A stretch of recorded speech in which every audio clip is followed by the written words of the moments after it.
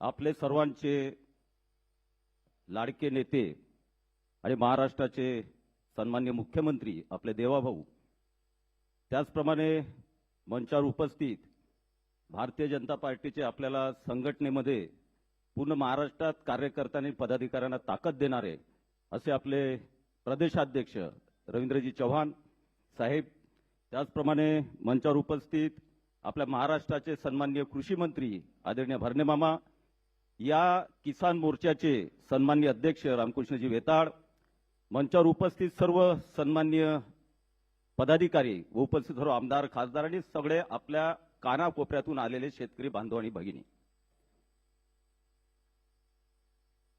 शुक्रवारी मुख्यमंत्री महोदयांनी विधानसभेमध्ये ज्या काही शेतकऱ्यांच्या भावना होत्या,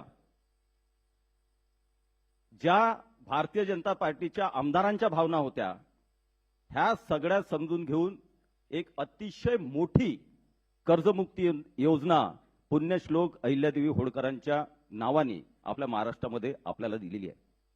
आणि म्हणून आपलं आद्य कर्तव्य बनतं किसान मोर्चाच्या वतीने आपले लाडके मुख्यमंत्री आदरणीय देवेंद्रजी, आपले प्रदेशाध्यक्ष आदरणीय रविभाऊ आणि आलेले कृषी मंत्री यांच्या अभिनंदनाचा ठराव, कारण अभिनंदनास पात्र आहेत, त्याचे कारण तुम्हालाही माहिती आहेत, मलाही माहिती आहे, म्हणून अशा नेतृत्वाचं अभिनंदन करावं या दृष्टिकोनातून आपण सगळे इथं आलेलो आहोत। आणि म्हणून सगळ्यांच्या वतीनं, महाराष्ट्रातील तमाम शेतकरी बंधू भगिनींच्या वतीनं आम्ही तुमचं अभिनंदन करतो। आणि हा ठराव जो आहे हा निश्चितपणे भविष्यातील शेतकरी चळवळीला किंवा शेतकऱ्यांच्या सन्मानाने जीवन जगण्यासाठी अतिशय आपले जे प्रयत्नपूर्व या महाराष्ट्रामध्ये रिव्हॉल्युशन चालू आहे, परिवर्तन चालू आहे, त्यामुळे शेतकरी हा निश्चितपणे भविष्यामध्ये हा सुख समाधानी होईल अशी आशा व्यक्त करतो। पण सन्मान कशाचा आहे आणि अभिनंदन कशासाठी आपण करतोय? मी पाहिलेलं आहे की मागच्या 2014 ते 19 मुख्यमंत्री असताना आणि आता या 2024 पासून मुख्यमंत्री असताना शेतकऱ्यांना केंद्रबिंदू ठेवून आदरणीय मुख्यमंत्री महोदयांनी विविध योजना या महाराष्ट्रामध्ये निर्माण केल्या। इन्फ्रास्ट्रक्चर बरोबरच, उद्योगाबरोबरच ग्रामीण भागातला शेतकरी त्याला ताकद देण्याचं, त्याला सन्मान करण्याचं, त्याला सन्मानाने जगण्याचं साधन उपलब्ध करून देण्यासाठी देवेंद्रजी सातत्यानं आपल्याला नवीन नवीन योजना देत आहेत। मला आठवतं की 2014 ते 19 मध्ये जी जलयुक्त शिवार, जी की आज देशामध्ये महाराष्ट्राची योजना घेऊन देशामध्ये राबवल्या जातात, आंतरराष्ट्रीय स्तरावर सुद्धा या योजनेला एक प्रकारे मान्यता मिळाली। ती योजना आदरणीय मुख्यमंत्री महोदयांनी त्यावेळेस सुरू केली आणि आज महाराष्ट्रामध्ये आपण बघतोय की जलयुक्त शिवारच्या माध्यमातून कितीही प्रभाव झाला, किती पाणी कमी जास्त झालं तरी बरेच मतदारसंघ देवाभाऊ की आज त्या योजनेच्या माध्यमातून बागायती करताना दिसत आहेत।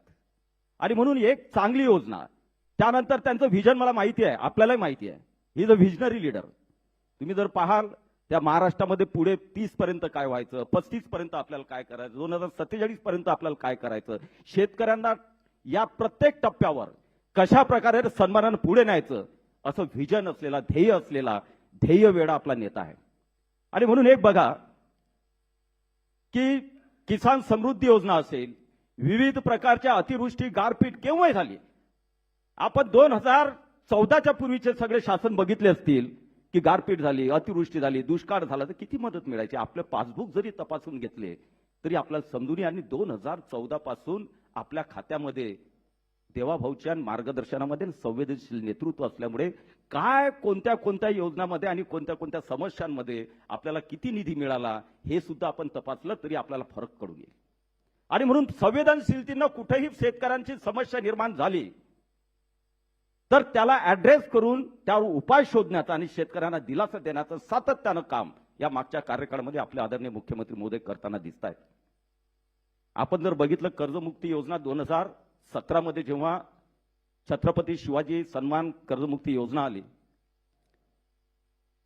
28,000 कोटी ची योजना ही शेतकऱ्यांना मिळाली। त्यामध्ये आता जे म्हणतायत ना की अटी शर्ती, देवेंद्रजींनी अटी शर्ती लावल्या, मला एकच फक्त शेतकरी बांधवांना सांगायचं आहे की 2017 साली जेव्हा ही योजना दिली त्यामध्ये 1.5 लाखापर्यंत जेव्हा त्यांनी योजना दिली सगळ्या शेतकऱ्यांना सरसकट 1.5 लाखापर्यंत, आणि 1.5 लाखाच्या वर जर शेतकऱ्याचं 3 लाख कर्ज असेल, 5 लाख असेल, 2 लाख असेल, तरी त्याला ते 1.5 लाख दिले, बाकीच्या नाही भरल्यानंतर 1.5 लाख त्या शेतकऱ्यांना दिलेत.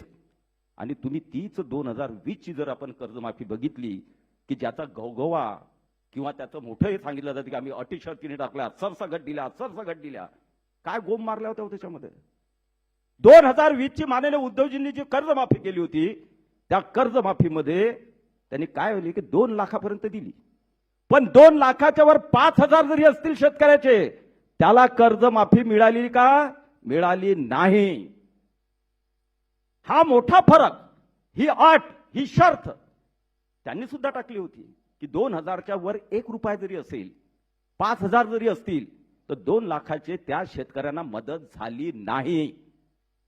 आणि ती आता 2026 मध्ये कर्जमाफी देवेंद्रजींनी दिली, त्यामध्ये सुद्धा 2 लाखापर्यंत कर्जमाफी देत असताना 2019-20 ची जी कर्जमाफी होती त्यात जे शेतकरी ज्यांना कर्जमुक्ती मिळाली होती, कर्जमाफी मिळाली होती, त्याही 13 लाख शेतकऱ्यांचा सर्व भारतीय जनता पार्टीचे आमदार माननीय प्रदेशाध्यक्षांच्या नेतृत्वामध्ये जेव्हा विषय आला, किसान मोर्चाकडे विषय आला, देवेंद्रजींना सगळ्यांनी सांगितलं की शेतकऱ्यांना आपण नाही तर 36,000 देतोच आहे ना, 4-5 हजार कोटीचा विषय आहे, पण तू ही अट काढली पाहिजे. आणि संवेदनशील नेतृत्व कशाला म्हणतात, त्यांनी 1 मिनिटामध्ये सगळ्या आमदार महोदयाचं, किसान मोर्चाचं सगळ्यांचं ऐकलं आणि 4 ते 5 हजार कोटी रुपये ज्या 2020 ची कर्जमाफी होती त्याही शेतकऱ्यांना या कर्जमाफीमध्ये लाभ दिला. आता तुम्ही म्हणाल 2020 मध्ये जेव्हा जी उद्धव ठाकरे साहेबांनी कर्जमाफी केली होती त्यामध्ये 2017चा एकही शेतकरी घेतलेला नव्हता. जो शिवाजी महाराज शेतकरी सन्मान योजना होती त्या शेतकऱ्याला 2020च्या कर्जमाफीमध्ये त्यांना वंचित ठेवलेलं होतं. आणि 2026 मध्ये आता कर्जमाफी होते. आता 2019च्या कर्जमुक्ती जी आहे 20 ची महात्मा ज्योतिबा फुले त्याही शेतकऱ्यांना 3 वर्षामध्ये कर्जमुक्ती या 26,000 मध्ये दिली. याबद्दल त्यांचं अभिनंदन आम्ही करतोय.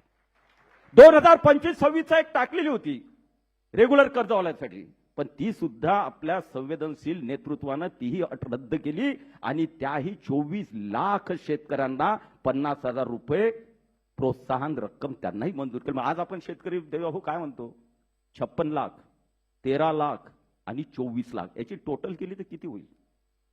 करा कोणीतरी टोटल. 56 लाख आणि 339 नाही किती झाले, 59, 69 आणि 24, 73, 83, 93 लाख शेतकरी आता बसतायत.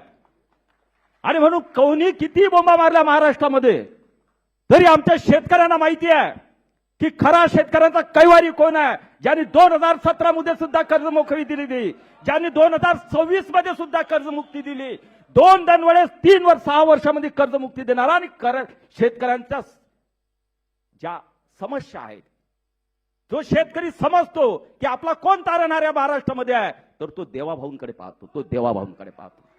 आणि म्हणून हे काही नाही आहे. हे बघा बाहेर काही आंदोलन झाले असतील, हे झाले असतील, मला त्याच्यात जाणे नाही. आपापलं जे काय असतात कार्यक्रम करत राहतात, परंतु देणाराही पाहिजे ना केल्यानंतर. फक्त देण्याची दानत कोणामध्ये आहे, ते फक्त देवाभाऊंमध्ये आहे, फक्त देवाभाऊंमध्ये आहे. आणि भारतीय जनता पार्टीचा किसान मोर्चा असेल, प्रदेश अध्यक्ष आपले रवी भाऊंच्या नेतृत्वात भारतीय जनता पार्टी असेल, त्या माध्यमातून आपले सगळे आमदार असतील, सगळ्यांनी देवाभाऊंचा अट घातली किंवा बोललेत आणि त्यानंतर देवाभाऊंनी 1 मिनिटामध्ये ह्या 5,000-6,000 कोटी शेतकऱ्यांना वाढून दिलेत. त्यासाठी आम्ही तुमचं अभिनंदन करतोय, त्यासाठी अभिनंदन करतोय. आणि महाराष्ट्रामध्ये ज्या पद्धतीनं देवाभाऊंनी इन्फ्रास्ट्रक्चर शेतकऱ्यांना यांत्रिकीकरण करावं, आज ट्रॅक्टर पाहतो आपण, कोणालाही ट्रॅक्टर मिळतं, यांत्रिकीकरण करावं, शेतकरी आधुनिक तरह शेती करावी, बीज बियाण्यांचं जिथं उगवण क्षमता, जिथं प्रॉब्लेम आले लगेच त्यांच्यावर कारवाई करावी, शेतकऱ्यांना चांगलं बीज मिळावं, या सगळ्या गोडाऊन्स व्हावे, कोल्ड स्टोरेज व्हावे, व्हॅल्यू ॲडेड चेन व्हावी, सप्लाय चेन व्हावी, हे स्वप्न घेऊन किंवा त्या पद्धतीनं काम करून या महाराष्ट्राला इम्पोर्ट एक्सपोर्टमध्ये आपल्या शेतकऱ्यांना मी सांगतोय. बुलढाणा जिल्ह्यातून देवाभाऊ आज 1,000 कोटी रुपयांचं महाराष्ट्रामध्ये सगळ्यात, विदर्भामध्ये सगळ्यात जास्त एक्सपोर्ट 5 जिल्ह्यामध्ये आमचं हा बुलढाणा आहे. 1,004 कोटीचं आम्ही बुलढाणा जिल्ह्यातले शेतकऱ्याचे उत्पादनं हे आम्ही बाहेर पाठवलेत, काही विदेशातही पाठवले, काही देशातही पाठवले. हा सगळा चमत्कार जो आहे या मागच्या 10-12 वर्षामध्ये देवाभाऊच्या नेतृत्वामध्ये महाराष्ट्रात झालेला आहे. आणि म्हणून एकच शेवटचं सांगतो, कारण भाषण लांबलं नाही पाहिजे, मला माहिती आहे. त्यामुळे एकच सांगतो, देवाभाऊ तुम्ही कितीही मनात आणलं आणि कोणी कितीही तीर मारले तरी 2029 नंतर सुद्धा 2035 पर्यंत देवाभाऊला शेतकरी आणि या महाराष्ट्रातील जनता तुम्ही किती मनात आणलं तर या महाराष्ट्रातून जाऊ देणार नाही. कारण तुमच्या नेतृत्वामध्ये, तुमच्या व्हिजनमध्ये तुमची जी दृष्टी आहे या महाराष्ट्राला प्रगतीवर नेण्याची, शेतकऱ्यांना प्रगतीवर नेण्याची, सुजलाम सुफलाम करण्याची, विदर्भ, मराठवाडा, खानदेश या सर्व भागामध्ये नदीजोड प्रकल्पाच्या माध्यमातून, सिंचनाच्या माध्यमातून शेतकऱ्यांना पुढे नेण्याची, शेतकऱ्यांना विविध प्रकारच्या योजनातून पुढे नेण्याची. त्यामुळे शेतकऱ्यांचा विश्वास तुमच्यावर आहे. त्यामुळे 2035 पर्यंत तुम्ही विचारही करू नका, त्यानंतर बघला जाईल. पण 2035 वर कोणी विचार करत असेल तर त्याला माझं एकच सांगणं आहे की त्या दिवशी महाराष्ट्रातला शेतकरी आणि भारतीय जनता पार्टीचा आमदार तुम्हाला जाऊ देणार नाही. जय हिंद, जय महाराष्ट्र.